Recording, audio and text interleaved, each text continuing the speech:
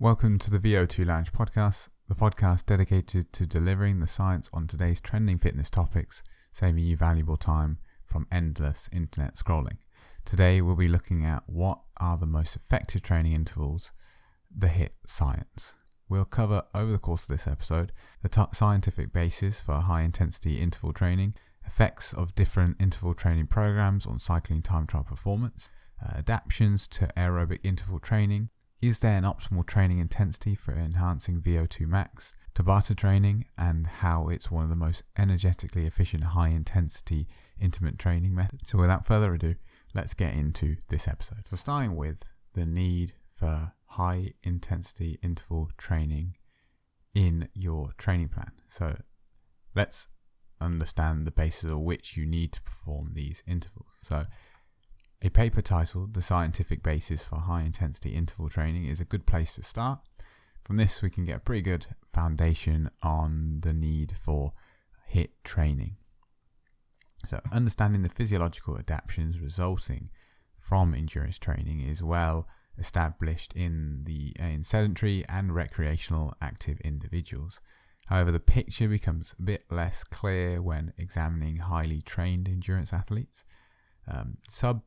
Substantial improvements in endurance performance and physiological markers are observed in sedentary and recreationally active groups following submaximal endurance training. And interestingly, increasing submaximal training volume in highly trained individuals does not seem to yield further benefits in either endurance performance or associated physiological variables such as peak oxygen uptake, also known as VO2 peak, and oxidative enzyme activity. So for athletes already at an advanced training level, the passage suggests that improvements in endurance performance are achievable primarily through high-intensity interval training.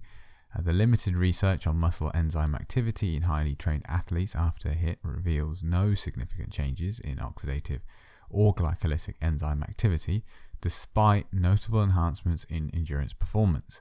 Instead, an increase in skeletal muscle buffering capacity is proposed as the potential mechanism for improved endurance performance. Kind of key insight there. Now, several aspects, including changes in plasma volume, stroke volume, myoglobin, capillary density, and fiber type characteristics, remain unexplored in the context of high-intensity training for highly trained athletes. Information on optimizing high-intensity training programs for endurance athletes is somewhat scarce. Preliminary work utilizing the velocity at which VO2 max is achieved as interval intensity fractions of the time to exhaustion at Vmax as an interval duration has shown success in improving performance in long-distance runners. However, these parameters, Vmax and Tmax, have not been applied to cyclists. This is all relative to at the point at which the paper was written. And in the realm of high-intensity program optimization for cyclists, research suggests that repeated submaximal sprinting may be as effective as more traditional HIIT programs in enhancing endurance performance. They underscore the need for further examination of the biochemical and physiological adaptations accompanying different high-intensity programs. Additionally, there is a call for comprehensive research to identify the optimal program for eliciting performance enhancement in highly trained athletes. And the current gaps in knowledge highlight the complexity of training adaptations in the specific population, emphasizing the necessity for continued investigation to refine training strategies for optimal athletic performance.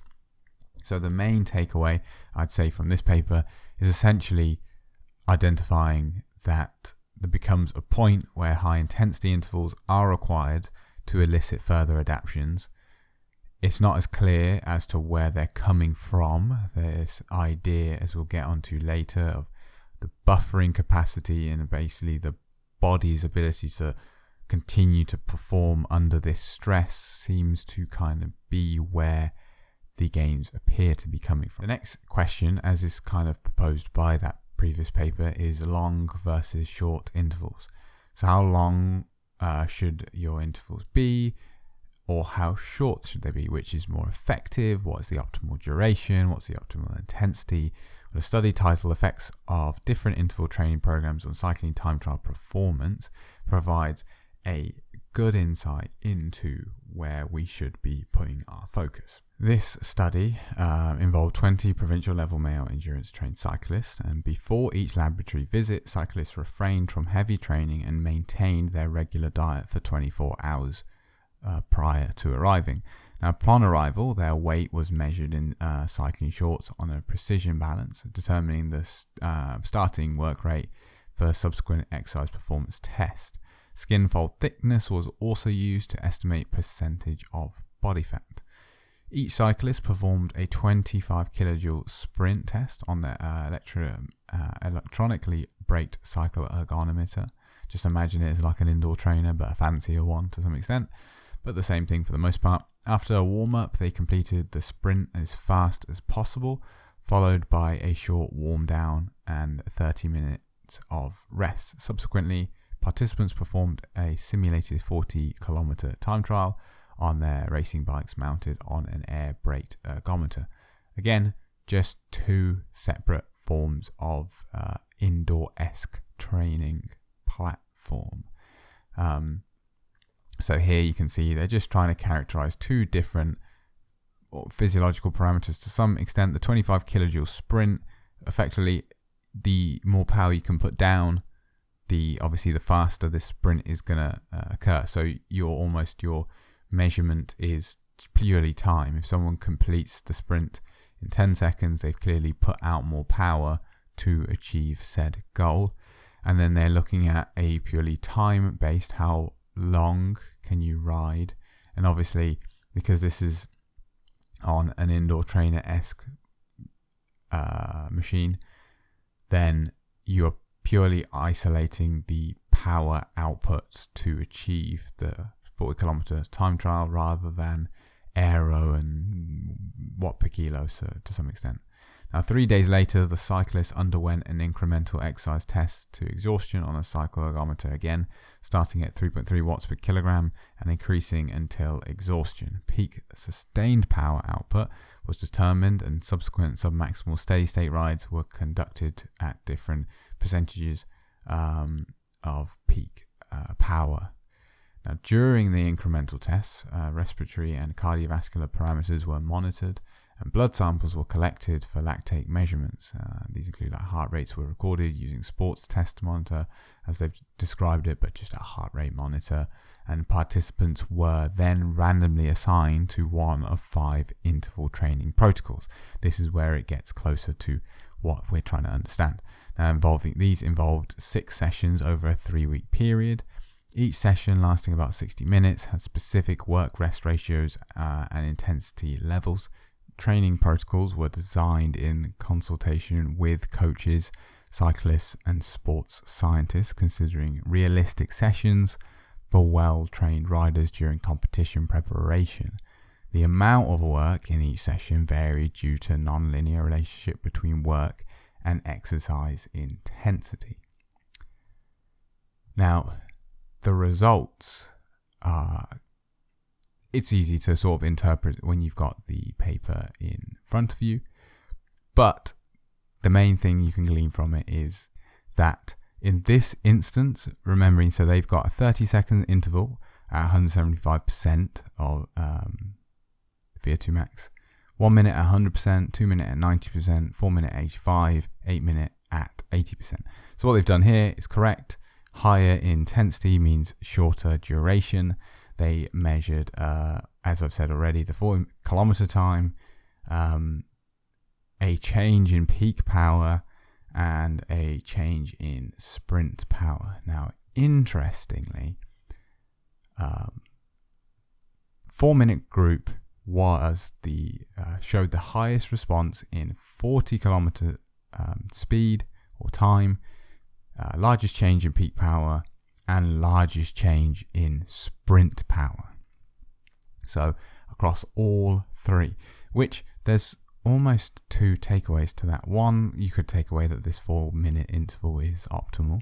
What you can also take away from this is that clearly these are almost a symbiotic nature. It's not that this increase in only peak power results in no increase in a steady state effort, because that is what a 40 kilometer time trial really is, a steady state effort. So from this, you could be thinking, now let's add in way more 4-minute efforts into my training and bin off every other training interval that I've been using. But let's go into some more info on interval training and duration. Taking a look at a study titled Adaptations to Aerobic Interval Training, Interactive Effects of Exercise Intensity and Total Work Duration, gives another outlook on these interval durations. The study aimed to compare the effects of 3 distinct 7-week interval training programs, differing in work period duration but matched for effort, on trained recreational cyclists. A total of 35 cyclists, 29 males, 6 female, with a VO2 max of 52 plus or minus 6 mil per kg per min for their VO2 max, so their relative VO2 max, so kind of normalized to some extent, were randomly assigned to 4 training groups, all with equivalent training in the preceding 2 months, approximately 6 hours a week. One group was labelled low only, and they underwent frequent training sessions per week at low intensity. The other 3 groups participated in 2 sessions per week for 7 weeks, incorporating different interval durations, which included the 4x4, 4x8, and 4x16. So the latter number being how many minutes they spent at during the interval. Alongside 2 to 3 weekly intensity bouts, 2 to 3 weekly low intensity bouts. Interval sessions were tailored to the maximal tolerable intensity of the athlete. So interval training intensity varied among the groups, with sessions performed at 88%, 90%, and 94% of heart rate peak, and corresponding blood lactate levels of 4.9, 9.6, and 13.2 millimole per litre in the 4x16, 4x8, 4x4 minute groups respectively. Easy to understand, the longer groups did a lower workout intensity to effectively get the equated stimulus and also to be able to actually do the workout. Results indicated that the 4x8 min group induced superior gains in VO2 peak power, VO2 peak, and at 4 millimole blood lactate compared to the other groups. Specifically, the improvements were 11.4%, 4.2%, and 5.6%, and 5.5% in the order of 4x8, 4x16, 4x4, respectively. Now, the study concluded that interval training intensity and accumulated duration interact in and influencing the adaptive response. Notably, accumulating 32 minutes of work at 90% of heart rate max induced greater adaptive gains than accumulating 16 minutes of work at 95% of heart rate max, despite the latter having lower perceived exertion. Now, if you have the study in front of you, which makes things a lot easier, there are some interesting takeaways to take from Table 3. So RPE is lower in the 4x8 minute group, which is interesting, even though it enlisted the greatest improvement. You can see the large VO2 peak power increase between the different athletes. These athletes are not at the bleeding edge of performance is another interesting thing to see from it. If you compare to the general public, their 4-minute power was at 280 watts at its highest, which isn't a lofty figure. The 8-minute efforts have more of an effect than the 4-minute efforts on the 4-minute power, which is something else that can be surprising. You would have thought if you are training at a given intensity, you would think, oh yeah, okay, well, you'd become better at that. But it clearly shows that there is more going on there, and this 8-minute training duration seems to, in this study at least, elicit greater benefits. It's also worth noting that the low intensity group saw some good gains as well. 17 watts onto 4-minute power versus 21 for 16-minute, 39 for 8-minute, and 18 for 4-minute, showing really that almost to me the biggest take one is, okay, the 8-minute and the 4-minute, which one's better? Well, maybe you, because of this disparity here, maybe you try both yourself or incorporate both of them over the course of a season. But what's interesting there is it's kind of evidence of the importance of this low intensity work anyway. I think people have a habit sometimes of just prioritizing their interval days and not riding frequently enough, so they only maybe get 2 rides in a week which are both high intensity and then don't elicit as great a performance, because it'd be interesting to see what performance you gleaned from an individual who's, you know, actually focusing too much on the intervals and then not focusing on their low intensity days, because you can see clearly how much low intensity matters in the overall performance. So to continue to add some more confusion to the optimal intervals, we can take a look at a study titled "Is there an optimal training intensity for enhancing the maximal oxygen uptake of distance runners?" Now, the maximal oxygen uptake, or VO2 max, is a critical determinant of middle and long distance running performance. And understanding the most effective training intensity to enhance it is in well-trained distance runners is a subject of interest in the scientific literature. While training at 40 to 50% of VO2 max has shown substantial increases in VO2 max for untrained individuals, the optimal training intensity for well-trained runners is less clear. I think that's an important sort of sticking point there. It's almost, backwards isn't the right kind of word, because at the elite end they're doing the right thing. But at the lower end, people see obviously the high intensity work and try to mirror that, because at the elite level the low intensity is a given. It needs to be there fundamentally, and then the high intensity is to push them over the edge and get the next step. Whereas to most amateurs, really, the base level sort of 40 to 50% of VO2 max, the zone 2 kind of area, is going to elicit so many gains without any high intensity, simply because they're just undertrained for the most part. So some suggest that training at 70 to 80% of VO2 max might be optimal, but there is a lack of a well-controlled study supporting the notion that training at 95 to 100% of VO2 max is the most effective method. The intensity at or near VO2 max is considered important for eliciting adaptations such as mitochondrial morphological changes, increasing stroke volume, enhancing capillarization of skeletal muscle, higher myoglobin concentration, and increasing oxidative capacity of type 2 muscle fibers, all contributing to the improvement of VO2 max.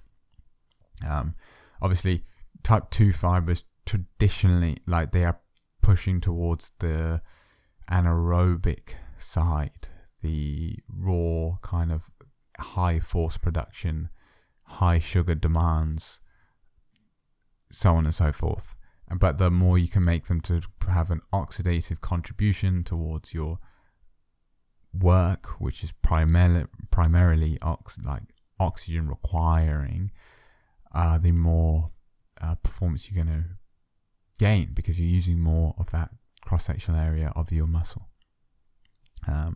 The adaptability of well-trained distance runners to lower training intensities is discussed, acknowledging that moderately trained runners might benefit from lower intensities due to prolonged physiological stress. However, well-trained runners may already have elicited most cardiorespiratory adaptations at submaximal training levels, suggesting that training at or near VO2 max could be more effective for further enhancement, as I've said earlier. While it's noted that well-trained runners may reach a plateau in VO2 max enhancement, incorporating training protocols that involve 95% to 100% of VO2 max have demonstrated continued improvements. Now, higher intensity training is considered effective and perhaps necessary for enhancing VO2 max. It's in well-trained distance runners. Now, despite these insights, the block of work underscores that the need for well-controlled studies to establish the efficacy of optimized protocols for enhancing VO2 max. Comparing them with other training intensities typically employed by distance runners, in essence, the fluid integration of high-intensity training into well-established training programs for distance runners warrants further investigation to a refined understanding of VO2 max. Now, before I get onto the next part, which is going to be to talk about Tabata training, that kind of underpins the fact that there is a bit of a disparity between it. It is accepted that low intensity work does contribute to overall VO2 max, does contribute to gaining all these adaptations to have a high VO2 max, but the realm at which greatest improvement is going to be seen as a percentage of VO2 max on increasing your VO2 max is a little unclear. However, you're probably not gonna... The way to sometimes look at these and listen to these episodes and read papers and is almost they tell you what not to do. So from the paper you can go, okay, clearly from all of these I shouldn't neglect low intensity. As for high intensity, I shouldn't neglect that either, but it's a little less clear as to where the high intensity what percentage of my VO2 max will yield the greatest improvement in my overall performance. So, where do you go from there?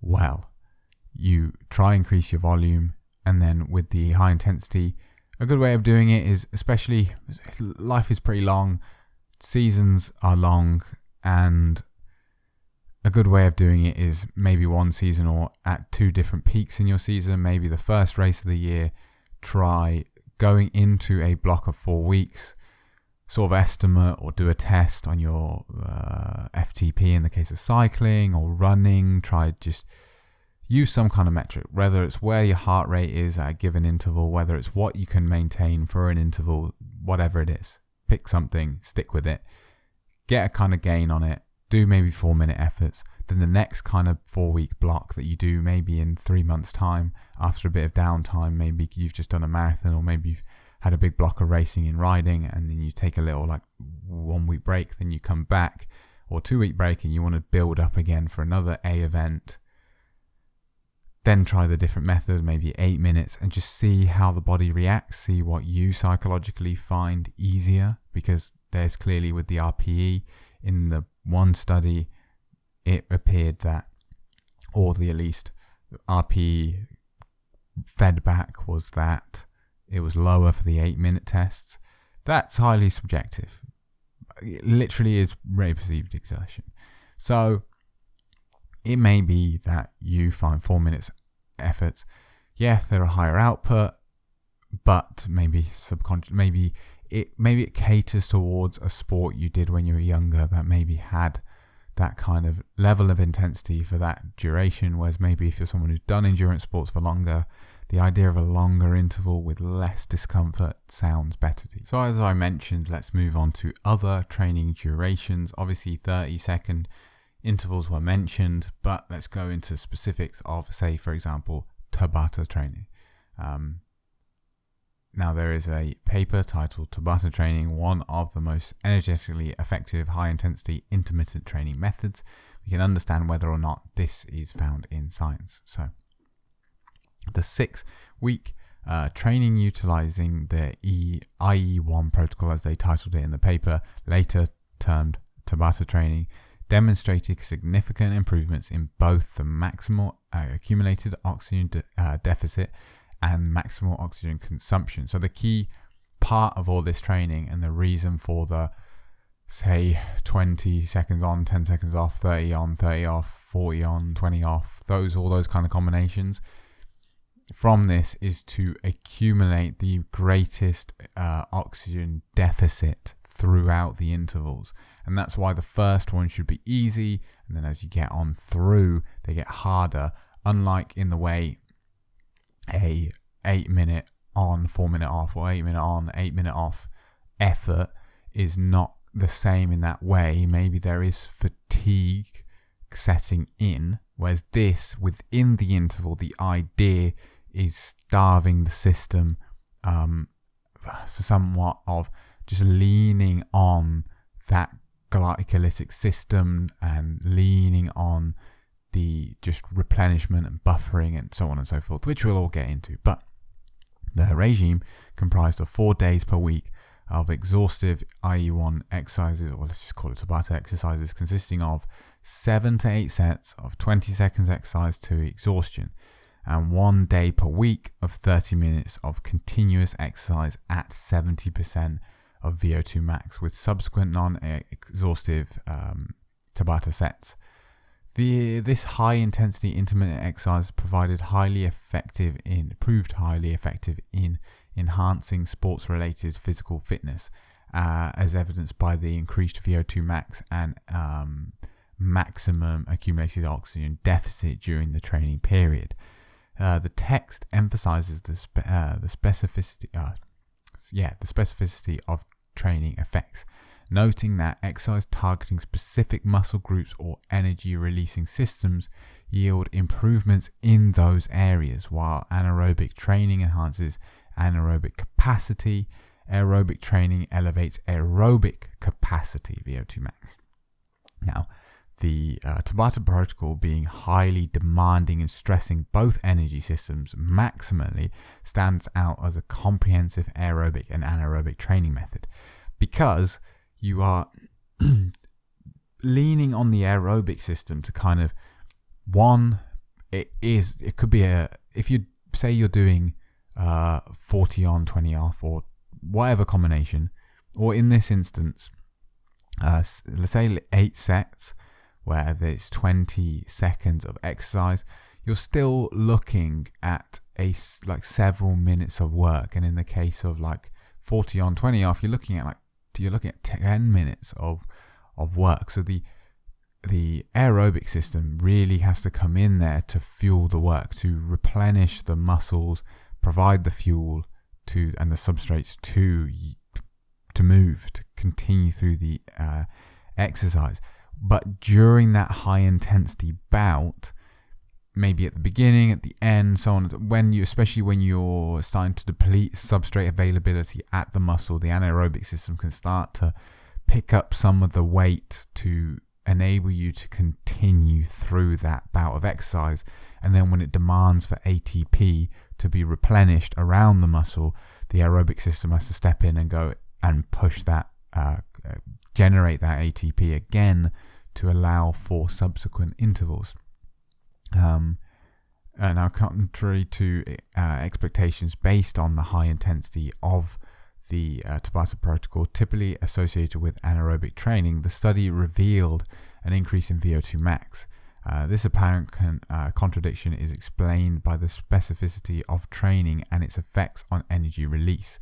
Although the Tabata protocol seems anaerobic, the measured oxygen uptake during training was crucial for calculating the oxygen deficit, essential for determining anaerobic energy release. Now, the paper also has a lot of good information on the effects of Tabata training, which to some extent can really be painted across most of other training intervals to some extent as to what is going on, and just the Tabata training is just going about it a slightly different way to some extent.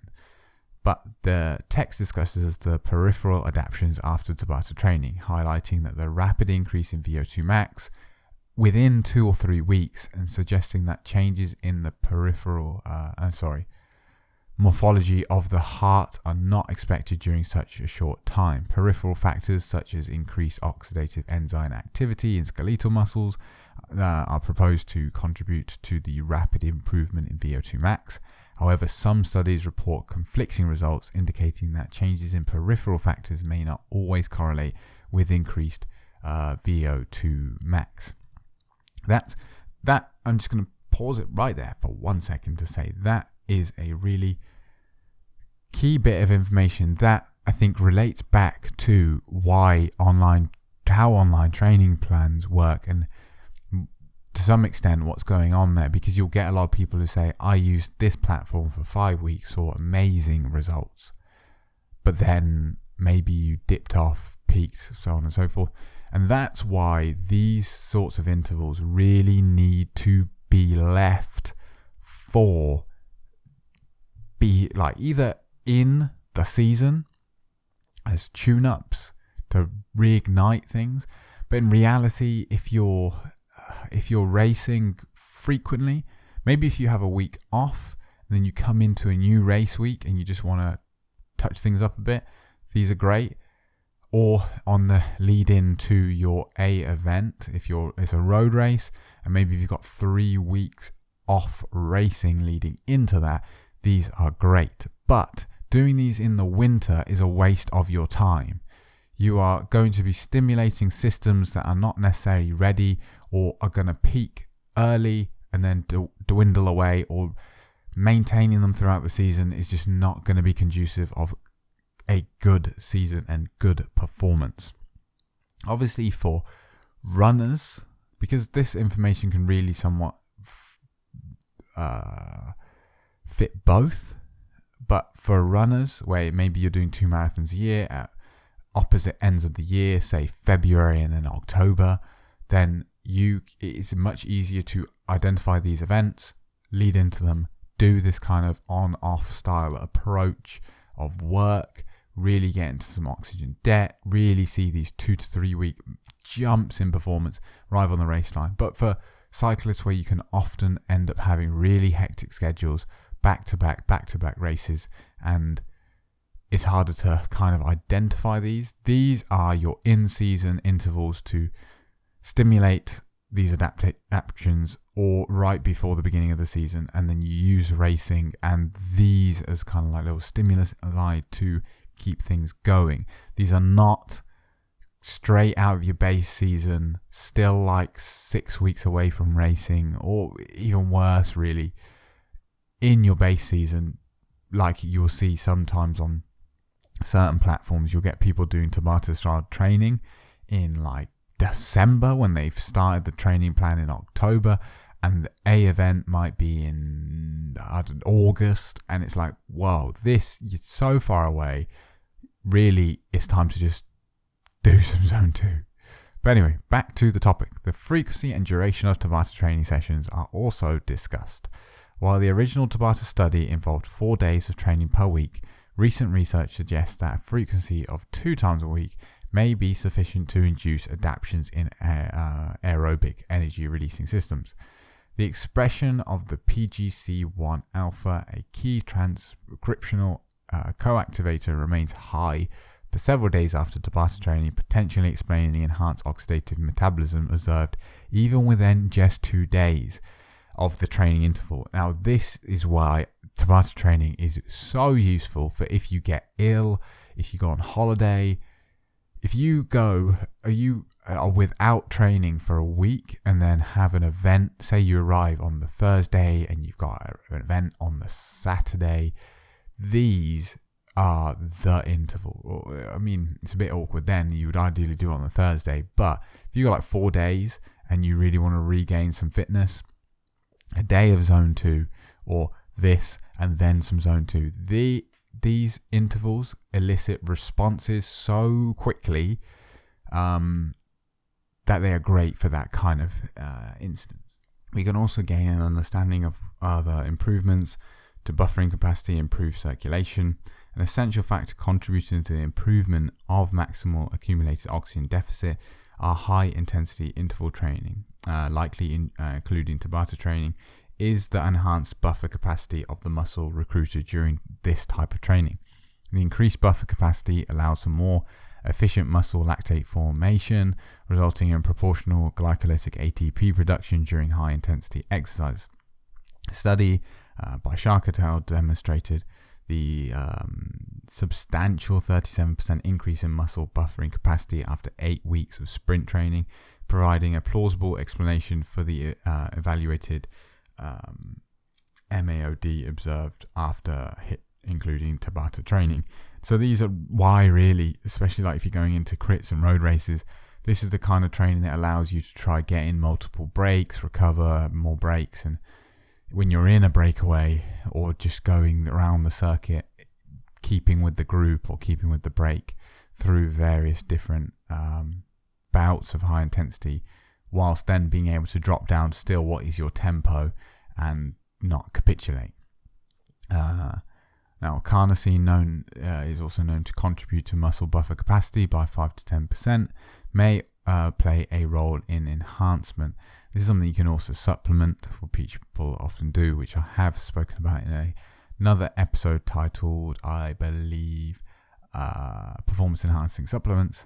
Now, interestingly, the levels of mRNA and protein of carnosine synthase 1 were found in increased after Tabata training, suggesting that a potential elevation in the body's carnosine content. Similar increases have been demonstrated after high-intensity interval training in previous studies. Now, endurance training is known to increase capillary density, and studies comparing sprint interval training and endurance training have shown both to be equally effective in increasing skeletal muscle capillarization. Additionally, both training methods are found to decrease aortic stiffness. An animal model of Tabata training also demonstrated a decrease in central arterial stiffness, suggesting that Tabata training may improve arterial function through similar mechanisms as conventional aerobic training. Now, I think it's super important to say that, because I think this gets lost, and especially in the sort of like fitnessy industry with like gym related things, and where people refer to things as cardio, it's important not to look over the fact that although they both show they can elicit similar benefits, the difference is if you try to do Tabata training all year round, there's going to be extreme oxidative stress, and really just psychologically you're going to break down, whereas it's much easier to ride at zone 2 for months and months and months. In the build up to doing this, it's just completely different. It's like if in the process of finding your dream home, every home you went to look at you have to buy. It'd be draining going through that process over and over again just to try find the house you like, instead of what zone 2 would be, is going through looking at loads of houses, because it's much less stressful, because simply you are just going to them, not having to go through the whole purchase process, which is extremely draining, a bit like doing high intensity intervals. And instead finding the one you like, and at that point going through the stressful circumstance, which is like doing zone 2 for 4 months or 3 months or 2 months, but few months, and then a proportionally weighted period of time where you still do zone 2, but you're also doing high intensity work that is draining, but then is short-lived in comparison to the overall training plan. Now, this improvement in arterial function, as mentioned earlier, indicated by increased expression of endothelial nitric oxide synthase and subsequent nitric oxide production, may contribute to reducing the risk of cardiovascular events associated with both Tabata training and aerobic training. So how do you perform the Tabata intervals correctly? The study suggests the following protocol. A warm-up, which is recommended for 10 minutes at approximately 50% of individuals' VO2 max. Now these are all reference to VO2 max. You can just look them up for a rough conversion, but like just essentially like sub-zone 2 to zone 2 kind of area, so not high intensity. The exercise structure, authentic Tabata training, consists of 7 to 8 exhaustive sets of 20 seconds of high intensity exercise with a 10-second rest between exercise bout. Now, it does say specifically bike training. You can probably apply these to running, really. You could just do on-offs. It's like shuttle work almost. The intensity setting. Now, to determine the optimal exercise intensity based on the subject's 170% of VO2 max, the 100% of VO2 max is the intensity that exhausts the subject in about 50 seconds of riding. The exercise intensity should be individually determined. If that subject can continue for more than 8 sets, increase the intensity. If less than 6 sets, decrease the intensity. And this is something that I think the more proficient you become at exercising, like running or cycling or swimming or whatever, the easier this becomes, because subconsciously in my head, I don't know what the number is because it varies throughout the year, but a 50-second effort, I can somewhat gauge quite easily as to what that's going to be just by how my body feels. So easiest way to do this, click start on your interval timer, just give it everything you have for 50 seconds. That number is the number in theory that you're going to be using for this Tabata training, and then you can go from there. So in reality, you could turn up on the day to that effort, do that literally full blast after your warm up, see what you get, have another 5-10 minutes depending how long your ride is off, and then roll into the Tabata sets with that number now in mind as to what you're gaining. On the other hand, you may have the mental dexterity and sort of mind-body connection that is great enough to do this without that, but it's another form of understanding what your interval needs to be. Now, they have various different other thoughts here on what sort of pedaling, how fast you should pedal. I've chosen 90 RPM as being the kind of higher normal range. Now, exhaustion during bicycle exercise is defined as a decline in pedaling frequency to 85 RPM after encouragement. Verbal encouragement, such as come on, is what they've listed, can be given to help the subject maintain a pedaling frequency of 90 RPM. If the subject's pedaling frequency drops to 85, it's considered exhaustion and the exercise is stopped. So when you start to grow, because bit easier to see indoors, because if you got erg on, you can see your pedaling drop, whereas outdoors you're more likely the pedaling may drop a bit, but you're more likely to see the power completely disappear because the resistance isn't being artificially induced. But that is essentially how they go about it, of defining this protocol. Now, you can deviate from this. You don't have to do these 20-second efforts with 10-second rest. You've also got options like the 30-30s, you've got 40-20s. I quite like the 40-20s for building into races and mid-season tune-ups.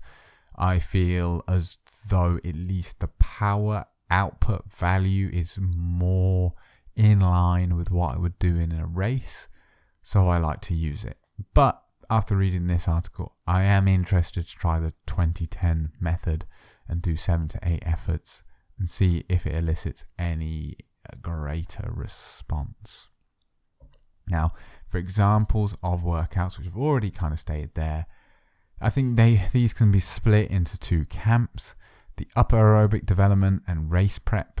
As I've said, really these Tabatas are kind of that race prep final blast of performance, whereas the 4 to 8 minute efforts fall into that upper aerobic development category and should be performed whether something around the 4 to 6 weeks out from your goal event or 4 weeks out from the start of the season, for example. And then the Tabata can be used in and around the season to tune up during time off or sickness and return to sport in like sort of like a rapid rehabilitation process.